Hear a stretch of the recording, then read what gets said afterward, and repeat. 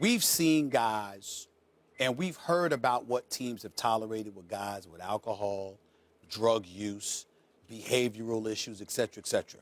We learned more about T.O. near the tail end of his career.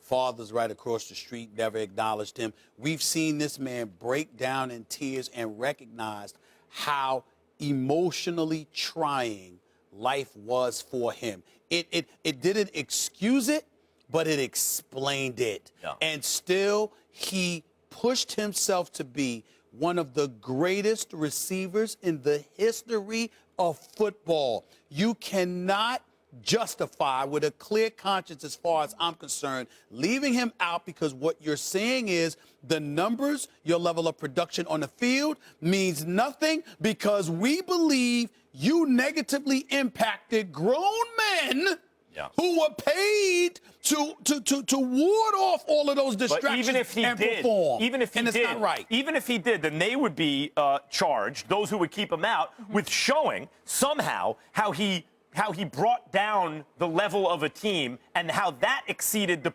individual production that he put out quickly. Which is a false narrative. I agree with everything you said, except I don't think that you keep, just because they're being idiots about T.O. doesn't mean you keep Randy Moss out. And finally, wait a minute, because I can't prove this with the numbers. Sure. I agree with you. I think Randy Moss there was something more transcendent about him. It was something between more the two. I can't prove it with numbers. There was something more He transcendent. might not be the better overall player. T.O.'s more physical and everything. Randy Moss is just better. There was something more transcendent, no doubt about it. But you have to remember, Randy Moss was perceived as having his own behavioral issues. Yeah, taking plays off. So my point is, if that's your reason for leaving T.O. out, not to say that one was worse than the other or whatever. The point is, you have no justification for doing it to either of them.